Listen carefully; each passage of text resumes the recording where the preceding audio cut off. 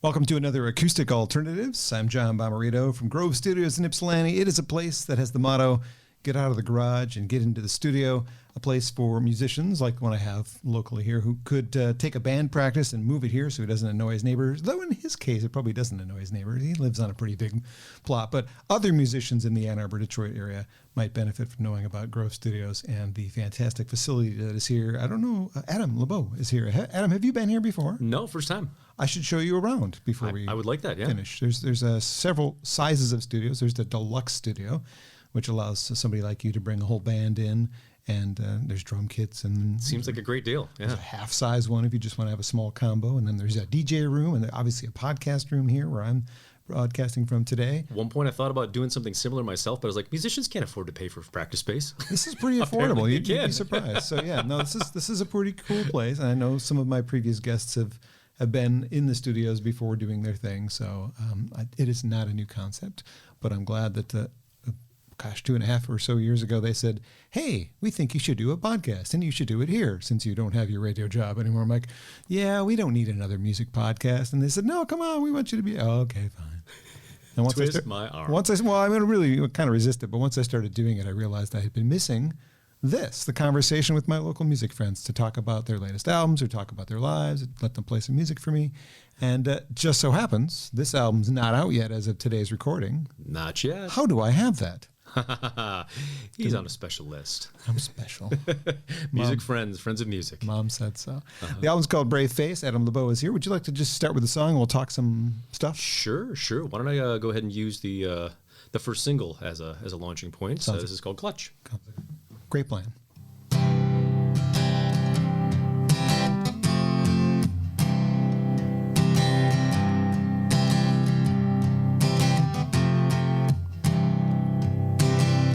Press hard on the pedal.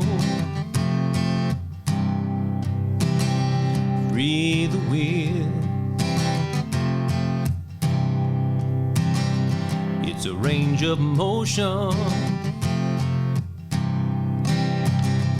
It's a change of gears,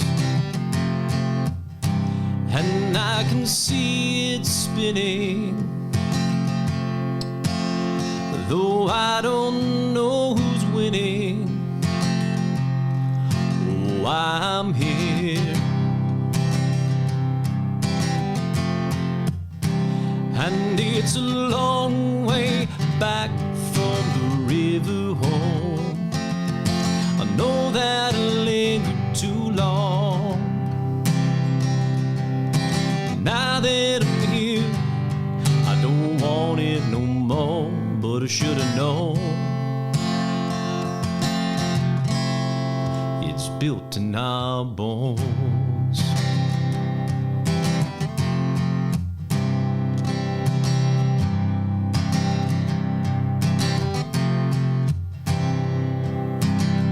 Hold on to the rhythm. Hold on to the song. Hold on to the reason. You'd risk it all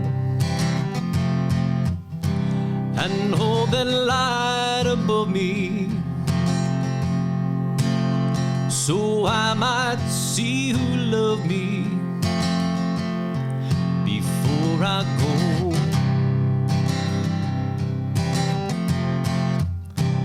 And it's a long way back from the river home.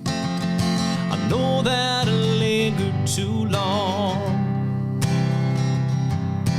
Now that I'm here, I don't want it no more, but I should have known. It's built in our bones.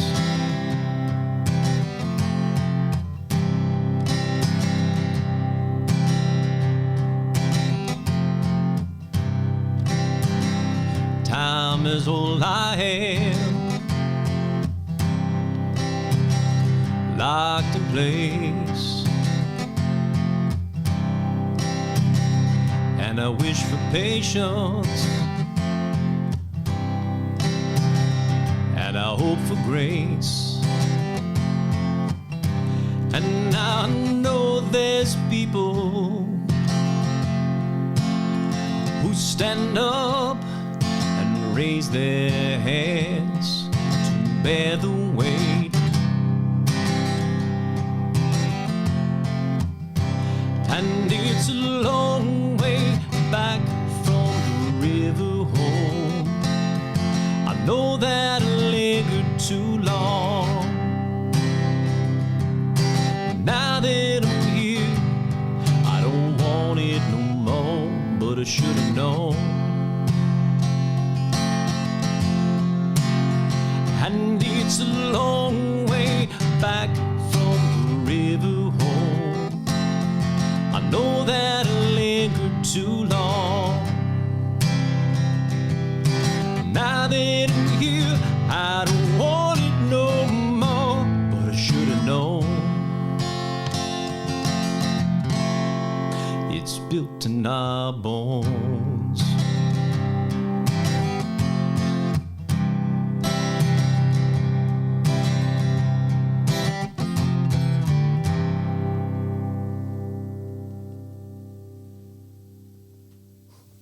My guest today on Acoustic Alternatives, Adam Labeaux, and a track from his new album called Clutch. When I first heard the album, that one immediately jumped out at me, and I suggested that that would be the first single. Had I not said that, what would have been your choice for the first single Clutch. off the record? Same thing. I should give you all the credit, but... No, I don't want the credit. I just want to know what your thoughts were before I said anything. It's a lot of it had to do with other people that I also gave early exposure to it, but mostly something about it just, even to me, felt kind of special.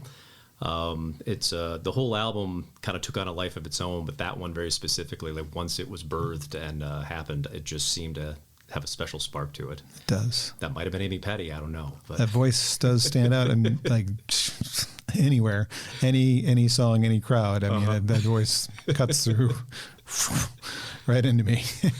Great stuff. Well, thank you for playing that, and the video for that is available. And there's a second video, and we'll get to that as we go through the conversation. But let's back way up, since this is being recorded the day after Mother's Day. And before I continue, can you pull the microphone just so that I forgot to do this before we, so this is lined up with your mouth a little better. Sure. There we go. That's it needs a little bit of help standing still. Day after Mother's Day, so. Where did you first meet your mother? In other words, where did you grow up? Is what I'm trying to say. I'm just saying. Wow, that's a really weird approach to that question. I'm asking it differently because of the day. I'm going to back that up. Hey, look at that. I'm just going to come in for it. I grew up in Midland, Michigan. Okay.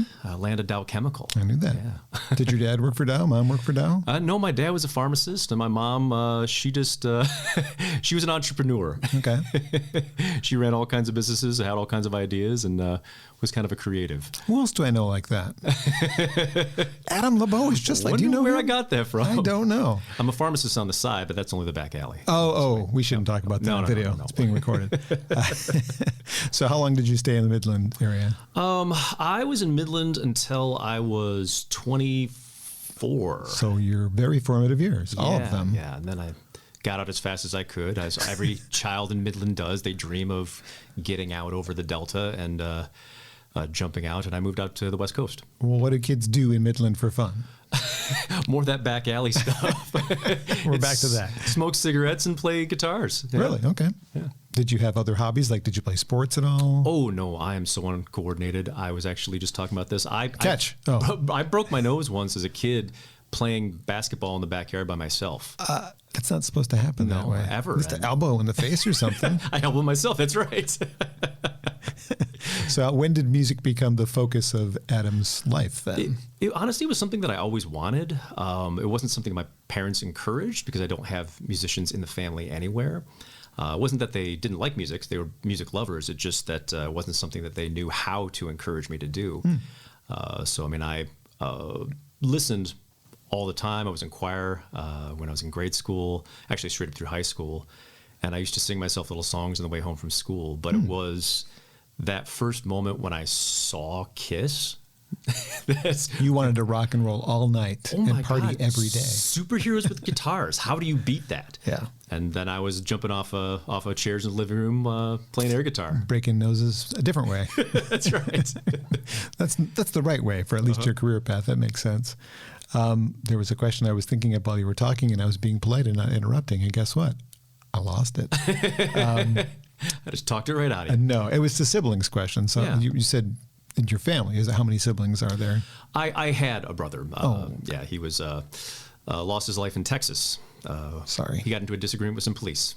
Mm-hmm. It's enough said. Sorry about that. No, that's okay. That's okay. It was a long time ago. Yeah, I understand. We'll talk about something else off air that's a long time ago that I get asked all the time. It's like, yeah, you don't really want to know the answer to the question, so I know exactly how you felt when I asked that. Mm-hmm. So first record you bought. This is a question I'm going to ask my next guest next week, and she's only like 20. And I got to thinking about asking somebody who's 20 the first record they bought. Are they going to have an answer for that? They just stream music. Do they even buy anything anymore? Wow. But for you, yeah. But for you have a first record you bought. Record stores, yeah. The first record that I bought with my own money was a 45, and it was On the Dark Side by the Beaver Brown Band. Oh, nice. John Cafferty and the Beaver Brown Band. Was it because of the movie or just you heard it on the radio? We had HBO at home. We finally had cable. It was one of those things, and I saw the movie, and I thought it was a really, really cool song, yeah. So is Springsteen one of your influences? Actually, no. I hated Springsteen until I saw him. That's really strong language, and I apologize to anyone who I just offended. That's okay. No, there was just something about him just never rang for me. And I want to see, it was actually when I moved back to Michigan, I watched a concert of his, and I've never seen a more dynamic, more powerful performer, and it really blew me away. Apparently he still does that at this age. I'm still blown away. Yeah. Have you seen him since? No. I saw him once. It was a Palace show many years ago, like late 80s, early 90s. And yeah, it was incredible. I mean, I wouldn't mind seeing him again, but I don't have the disposable income it takes to go see him in these days. Well, I can't afford to see a concert anymore myself unless I put it on. So. That's one way to handle it. Your bio says deeply rooted in folk, classic rock, funk, pop, and soul. Okay, so that's 1, 2, 3, 4, 5 genres of music. Yeah.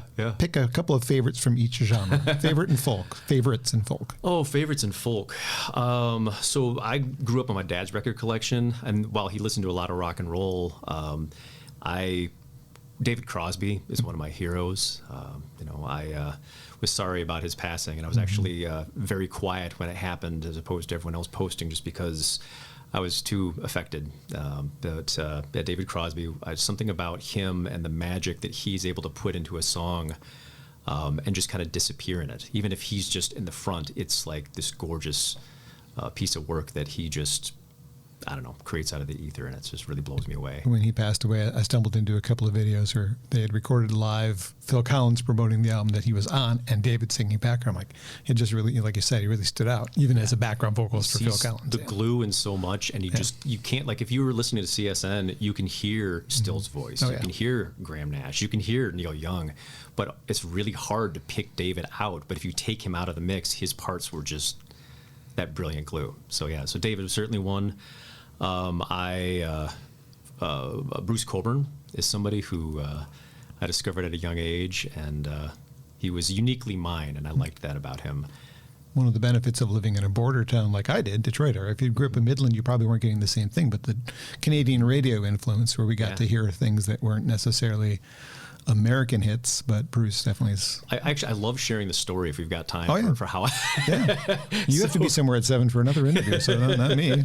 I just have the studio booked at 7. Yeah, so Bruce Cockburn came to me. So at that time I was listening to a lot of Grateful Dead and a lot of Bob Dylan, Simon and Garfunkel, and I was selling roses on a street side stand, and I was just at the tail end of my day, and this guy pulled up in a Lincoln Continental, and he had like a Ben Franklin hairdo and a scruffy beard, and he had like one of those old school like dangly lightning bolt earrings, and he just asked how much a dozen roses were, and I kind of gave him the rundown, and he goes, like, far out, man, like, can you tell me all that again? And so I gave him that, and he bought 2 dozen roses, and as he was leaving, he turned his car on, and I was like, wow, that's like, what is that that's playing? That sounds great. And he proceeded to tell me about who Bruce Cockburn is, and then he left, and then he pulled back around and came back in and handed me the cassette out of his car. And it had Falling Dark on it and another album. And he said, just listen to this. And so I did, and I was just changed. And then a week later, he came back, got his cassette back from me, and gave me another one that had the live Circles in the Stream on it. And yeah, Do you know this guy's name even? No, he just disappeared. That was all he ever did in my Wow. life, and I've never seen him since. And he just gave me Bruce Coburn. And Wow, that's a really cool story. Yeah. All right, so that covers folk, actually covers classic rock almost too. But if you want to throw in a different classic rock, because you said Crosby, Stills, Nash, you said Simon & Garfunkel, Grateful Dead, which I think would personally qualify as classic rock. Sure. Funk. Well, I honestly, I would attribute that to Sly and the Family Stone, and Stevie Wonder, of course. Which pushes into the soul as well. I'm not sure if it's because I'm a native Michigander, but Motown just runs in my veins. Probably. Because we get a lot of it. We're proud of it. Steeped in it, yes. And Stevie had that run of records in the early 70s that were also great. And You just couldn't avoid it, yeah. No. Pop. Pop music. Well, I grew up on pop. That's. I mean, almost everything that you would listen to on the radio was in a pop format, and even if it was rock and roll, it was still pop. My babysitters listened to country music, so all those AM stations, and so Kenny Rogers to me was still a pop song, and so True. I kind of grew into that. I was actually into the Monkees before I was into the Beatles. Shame on you. It's okay. I'm sure They had a probably better was too. TV show, man. The Beatle cartoons, though, I used to rush home from elementary school to watch. Once I discovered the Beatles, which was after Paul McCartney. But anyway. Yep. Oh, you were Wings first? My first single was "Listen to What the Man Said" by Paul Okay. McCartney. And I'm like, oh, this guy was in another band. I was 7. Like, give me a little grace there. You're forgiven. Yeah, thanks. Anyway, so soul. We already kind of covered funk. I guess soul is a slightly different genre, according to your bio. So I mean, I kind of throw that in with the Motown cats, and it's kind of, it goes different directions. So you started with Motown, which had its own sound, and then you push off into, I mean, you've got Aretha, of course, and James and Ray Charles, who I guess a lot of people would say he's blues.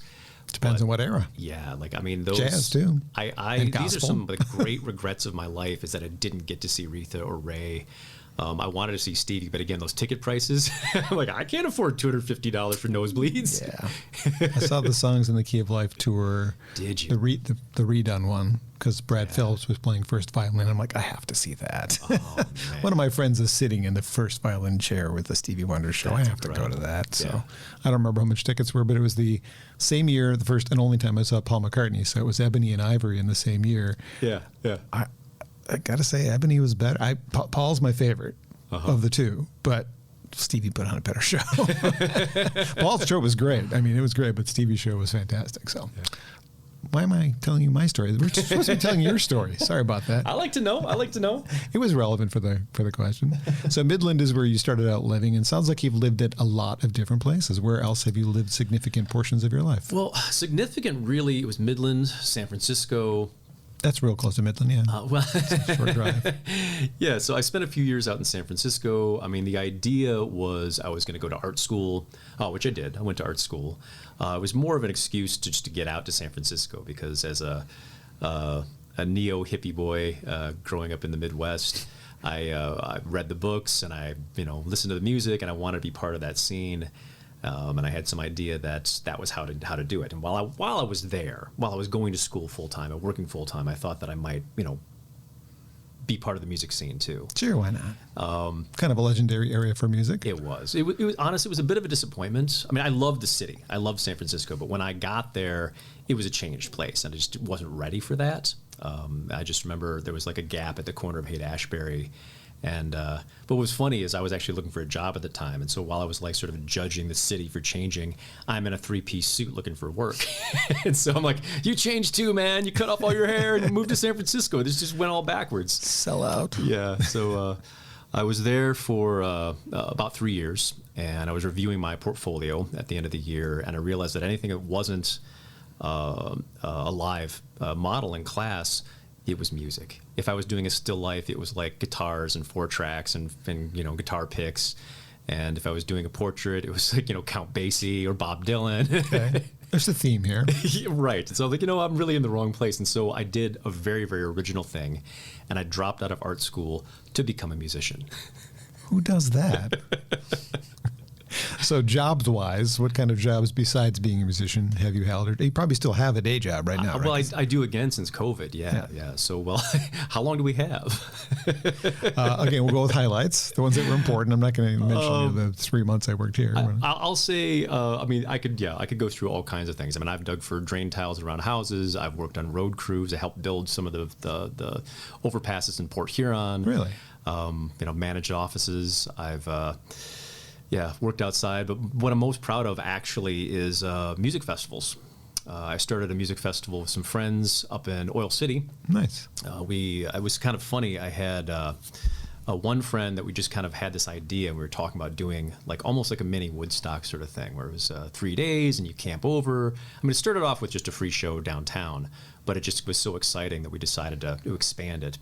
And at the same time, 2 other friends were talking about the same thing, and we got together and had a meeting of minds. And we kind of all joined forces and created this incredible, all the counterculture in the Tri-City area came to be part of this thing called the Freak Show. I'm not sure you could get away with that name now, but it was an acronym. It was an acronym. It was a very clever acronym. Okay. So, I guess it wasn't, slamming anybody, I suppose, just ourselves. But yeah, so I was really proud of that. And, I really enjoy putting on events. So I'd say that's a highlight. We'll get to that because I know you still do that, but that's a little farther down the list here. Okay.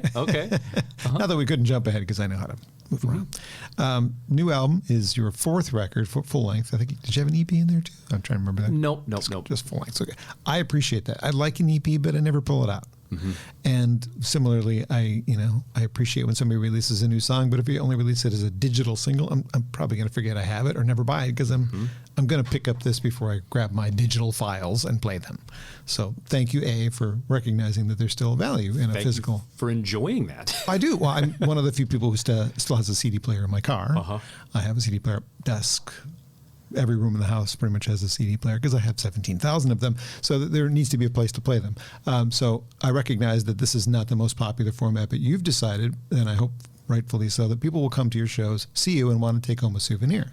Right? So that's my hope. Right. So ironically, it started occurring to me as I was talking to people and friends about the CD coming, and I don't have a CD player anymore is what I heard over and over again. So I actually had to order a set of download cards that now I'm going to give away to anyone who buys a CD. I know. This is still a good souvenir at the table. And something for them to sign. It's got all the art, and it's got the space to sign. If records can come back, those can come back. Give it time, because these are still more affordable. I just saw, didn't Seth Bernard just release on cassette? People are doing that too. That's not going to last. These have staying power. I mean, they may never actually deteriorate in the landfill either, but that's another topic. Well, that's the point. You want to pull it out of the landfill and put it in.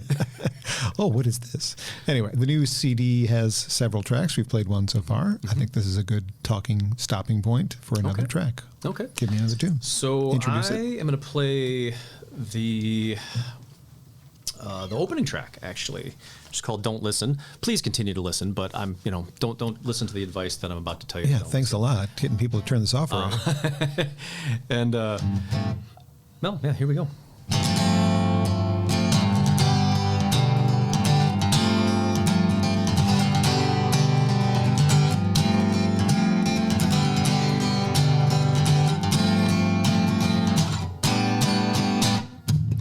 Do you remember November? No, get out while you can.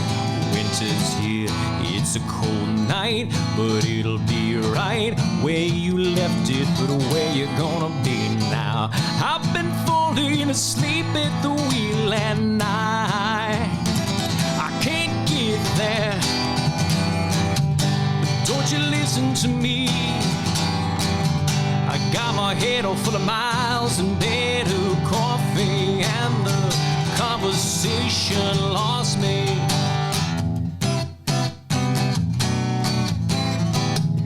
It's a thorn, it's a crumb, it's a crust, it's a wet way down, it's a stroke of bad luck. Get in or get out of the way, I've got a head full of ghosts but got nothing to say. I believe in the signs I've read, said get tough now cause there ain't nothing ahead. Don't you listen to me, got my head off for the miles and better coffee, and the conversation lost me.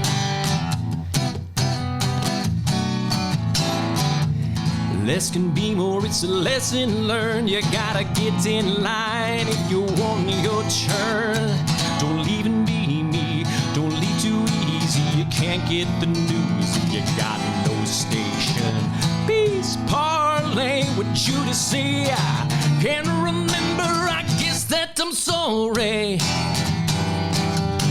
Don't you listen to me?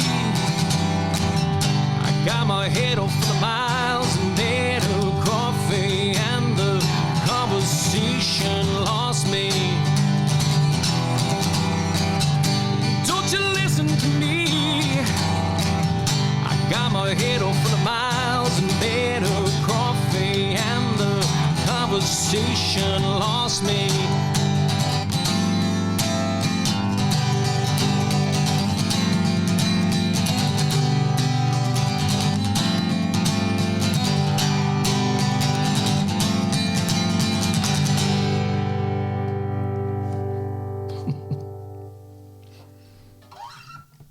Don't listen to Adam Labeaux. Well, no. Tune up anyway. That's a track from the new album, which is coming out June 3rd, the fourth release from Adam Labeaux, and a track called Don't Listen. We're in Grove Studios in Ypsilanti. This is a spot, as I mentioned earlier in the program, that is an excellent choice for getting out of your garage and getting into the studio, located kind of in a quiet industrial area of Ypsi. If you're between Ann Arbor, Detroit, you might want to check this out. Just search for Grove Studios Ypsilanti. You'll find it pretty easily. And booking costs are pretty inexpensive, I would say, comparative to some other things I've seen. And I do thank them again for encouraging me to do this because it's fun. I enjoy talking music with friends. I enjoy hearing it 5 feet away from me. I'd like to shout out to Grove Studios myself. Thank you for encouraging John to do this. I probably would have lost this skill set without them. So this keeps me busy when I'm not doing my regular job. What keeps you busy when you're not making music right now? Well, for a day job or otherwise? Yeah. Both, I guess. Day job, I'm in realty right now, so I've been doing that for the past few years. I was actually just looking to supplement my income, and so I got my realtor's license, and then and a phone is in airplane mode. Okay. So, so I got my realtor's license and started at a firm, and about a week later, the whole country shut down. Oh, that's a good time. Right. I remember something happening. I'm not sure what, but yeah, indeed. I feel like I lost my job too. Yeah, I did. So it was a pretty big game changer, which... Actually, it's funny that it all kind of segues together in that while I was trying to launch that business, my gig career just completely dried up and I had no more opportunities to play. And so I actually ramped up the shows I was putting on at my house or the Broken Branch. And so started a concert series out there. Actually expanded on a concert series out there and been doing that, which takes a lot of time. Does it have its own website? Oh, indeed it does. We could direct people there right now because you are the first show. So it'd be A2 Broken Branch. It's Facebook, actually. So I used to have it as part of my website and decided to sort of separate those out a little bit. So yes, Facebook /A2 Broken Branch. Is it still the same format where it's free, but please donate to the artists? Absolutely it is. So the way that it works is it's all love and grassroots and out of pockets. The summer series that leads up to the final show is, free, and all the donations go directly to the performers that are playing. As it should be. Yeah, so I'm even paying out of pocket for the sound tech and, all the promotions, etc. And then the final show, which this year, because it's the 10-year anniversary, we're doing 2 nights. So that night, I'll pay all the bands and all the donations come back to the house. So hopefully I can recoup a little bit of the costs of putting on the whole thing every year. Yeah. And so your first show is you and Amy. We mentioned Amy earlier as playing with you. What day is that show? So that's June 3rd. Okay. And, that's CD release day. It's CD release day. It's so funny how that works. Very, very convenient, I would say. Indeed. CD will be available for the first time at that show. Yes, except for this one. Unless you meet John in the alley, yes. Beat me up for it, which I really don't recommend you doing. I'm Italian. I have a temper. No, I'm just kidding. I've seen him throw down, man. No, you haven't.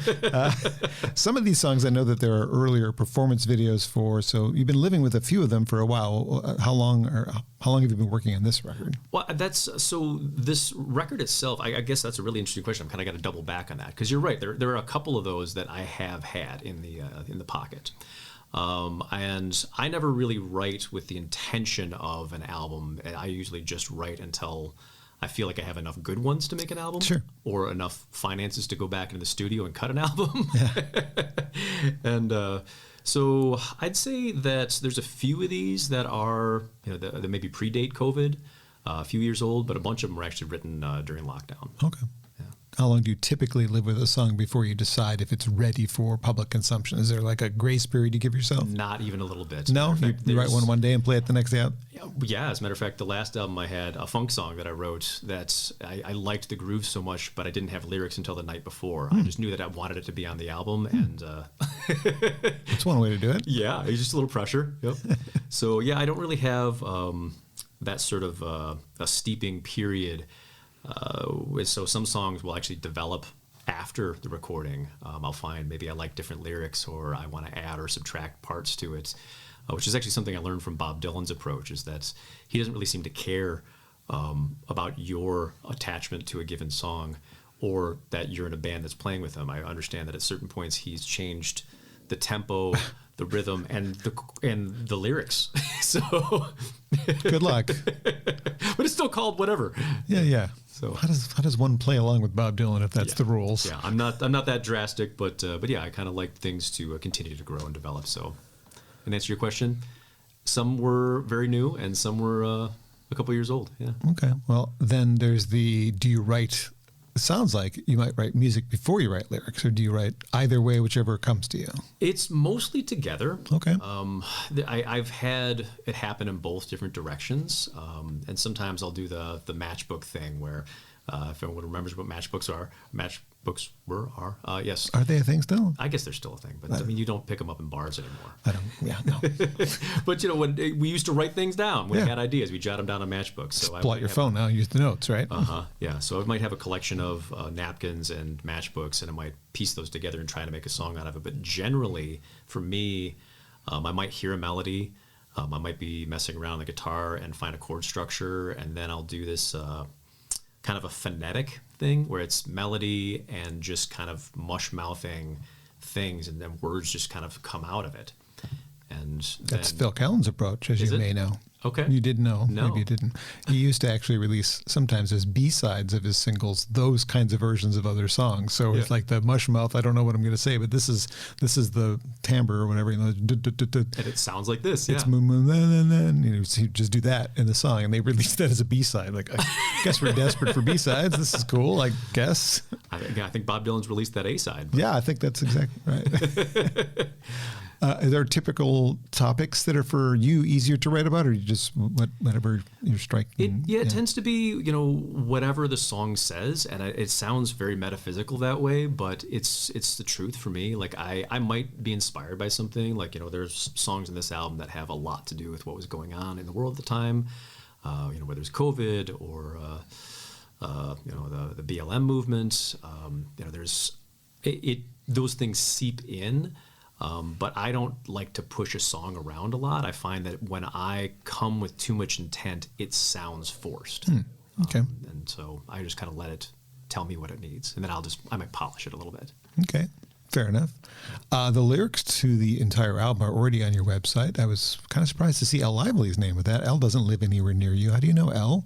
Since I know Elle through the Michigan Music Alliance. Yeah. So I met Elle.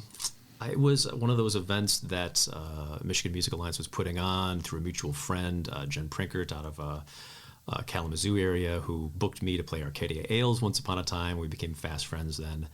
And so I saw Elle in a panel. And again, we've just been traveling peripherally, and I saw that she was doing some consulting. And this particular album, I'm so very, very proud of. It's absolutely the best work I've ever done. I'll agree. Thank you. Wait, did you say you'll agree? I'll agree. Okay, just making sure that was what I heard. No, that's what you heard.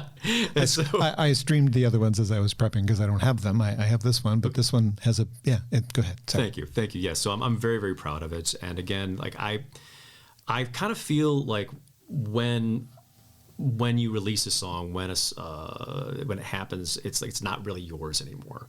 And so I'm having this very third party sort of detachment from it. And I just feel like it's good enough that I wanted to respect the album and I wanted to release it properly. So I reached out to Al to give me a little consultation, as in like, how are the kids doing it these days? Like, what do you do to release an album now? Because I'm not exactly social media literate. I mean, I could use it, but I don't really enjoy it.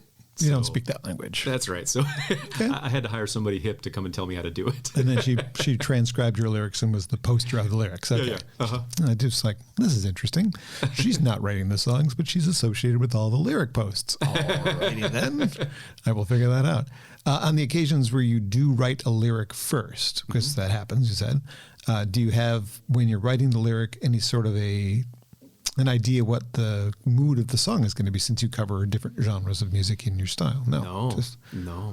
You approach it, you look at it, you go, all right, I got this. What does it sound like? As a matter of fact, there's been times when I've had lyric sets that I was really proud of, and as soon as they met the melody and the chords, they had to change. And there might, 3/4 of it might get dumped. And then I'll save those away to hopefully come back to later and using something else, but oftentimes I just don't get back to them. Yeah. Fair enough. Are you one of those songwriters that if somebody says, hey, is that song about such and such, you're like, yeah, and you say that to no matter what they say? Or if I asked you... I wish I was that cool. I really do. Like, I always try to be aloof and let people interpret them how they want to. I do admit that I try to make sure that the fully fleshed out lyrics tend to have some ambiguity to them. Because I like it to be open-ended and a little bit amorphous where it can change. It changes to me sometimes. On my last album, I released a song that I wrote for my daughter, and it ended up being more for my mom when she passed. So like there's songs that change meaning for me. And so, but that said, eventually I have to put intent behind it, just for me to be able to remember the lyrics. I have to know what the story means. Yeah. Usually it's that third verse that kind of locks it all in place. Okay. Mm-hmm. Do you mind if I go through what I think the song's about and you correct me along the way? All, Play teacher with me. Okay. So Brave Face, I think, is about facing difficult times. I got it? You're absolutely right. But let me tell you what the inspiration was for that. Yeah. It was when the Super Bowl was in Detroit. And I remember that Kwame Kilpatrick did this thing that instead of sinking a bunch of money into the city to repair these downtrodden areas, he put facades on the buildings. And so they looked like they were pretty buildings for all the people coming and visiting and all the cameras, but it was nothing, just a brave face. And I felt like Detroit has been through so many hard times, and that stayed with me for years until I finally sat down and wrote something kind of about that, much more personally. But hard times. Those people need to come back and look at it now, because it actually isn't so bad. It's not so bad anymore, yeah. All right, pass it around about getting together with friends. Indeed, that is exactly what that song is about.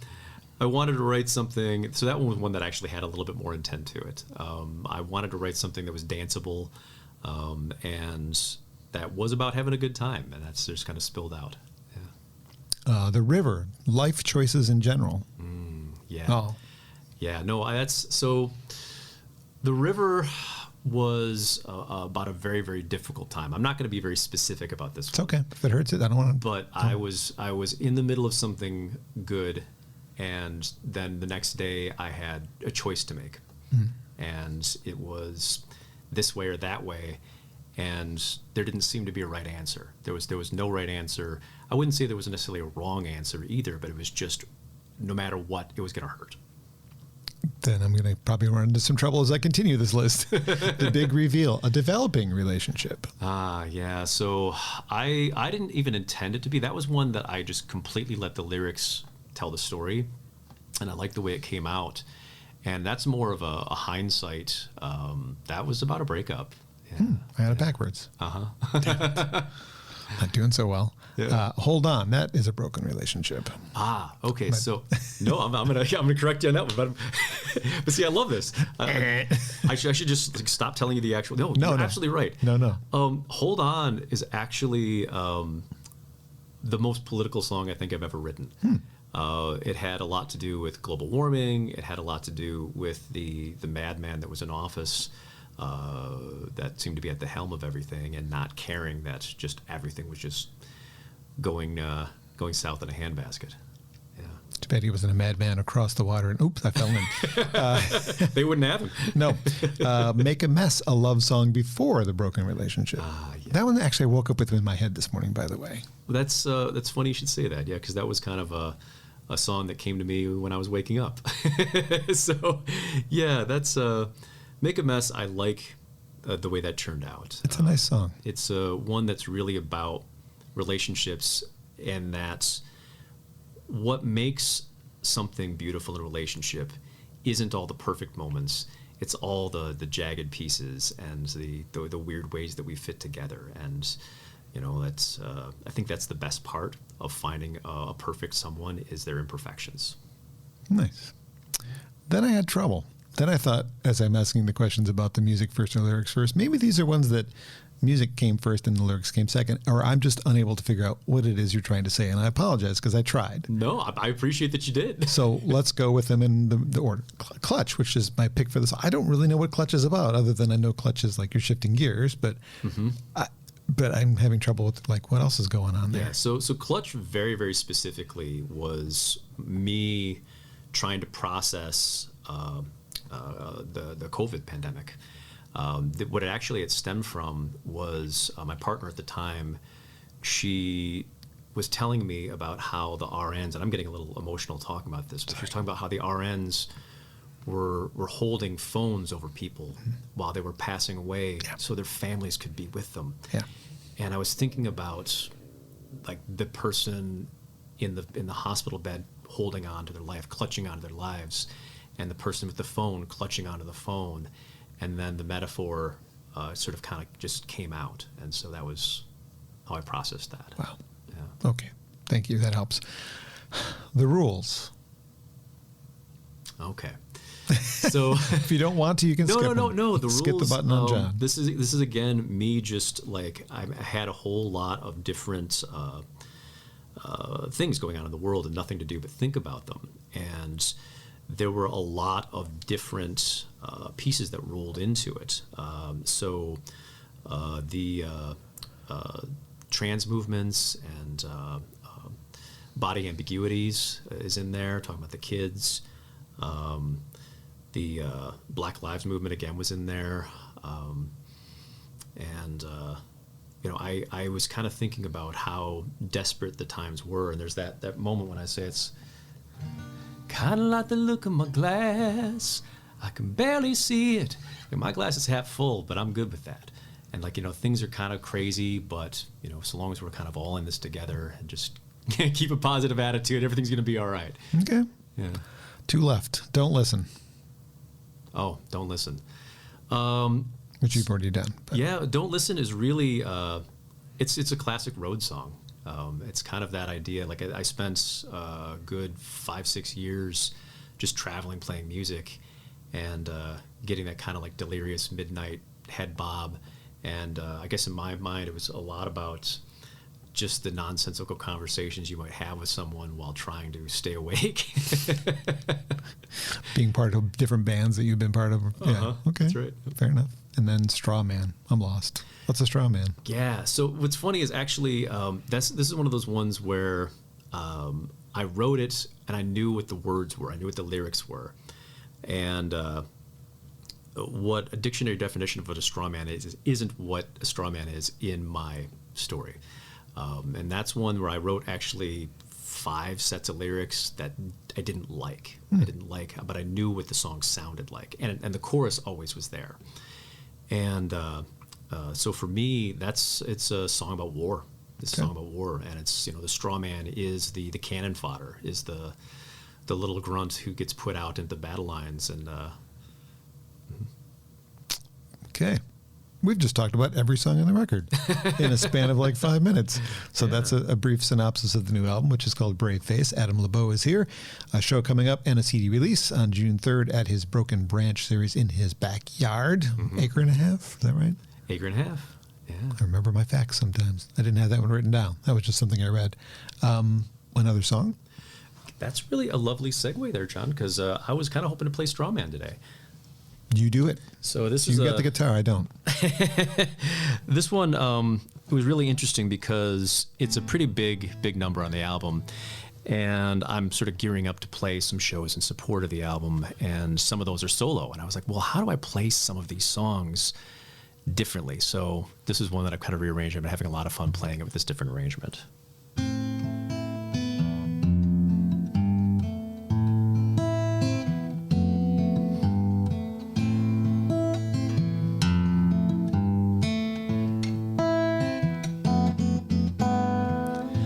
Blood drain wide, your fingers look like bone. Gunmetal grip, everything in slow motion. Valkyries howling overhead.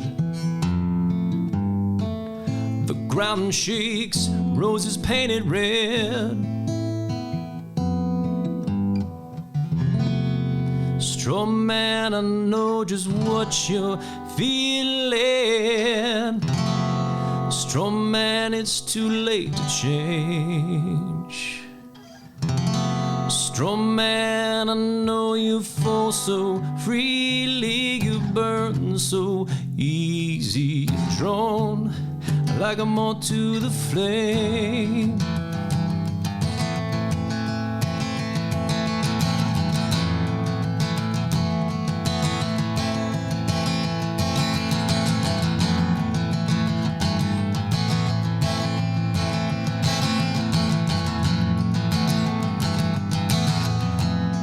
In your pocket, a letter home. The sweat from your chest makes the writing run, mindful of murder and entropy. Twisted cross around your neck that cannot see. Strawman, I know just what you're feeling. Strawman, it's too late to change. Strawman, you fall so freely, burn so easy, drawn like a moth to the flame.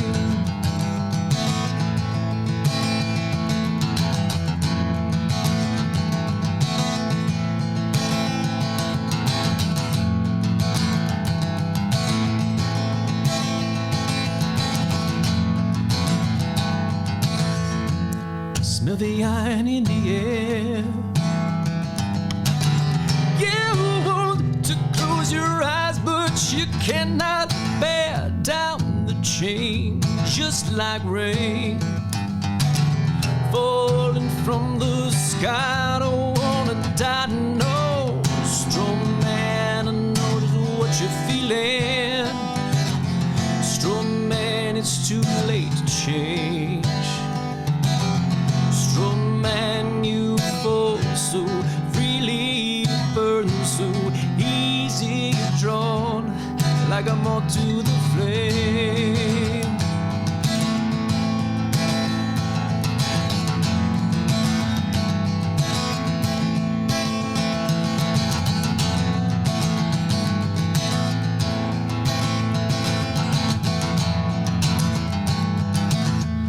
And in the smoke and in the clear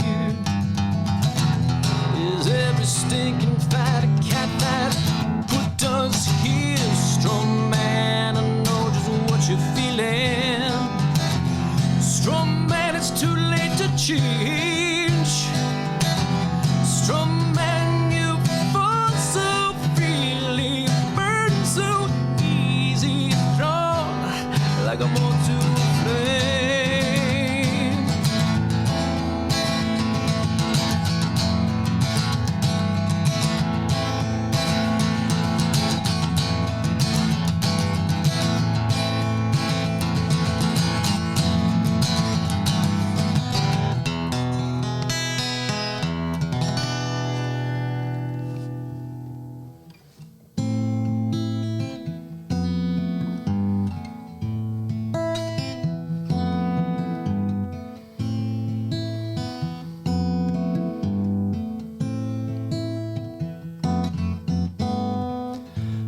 heart a drum, the sky aglow.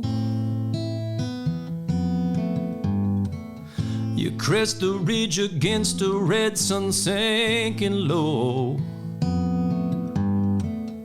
Somewhere someone cuts a stone. You hear the pipes call you home.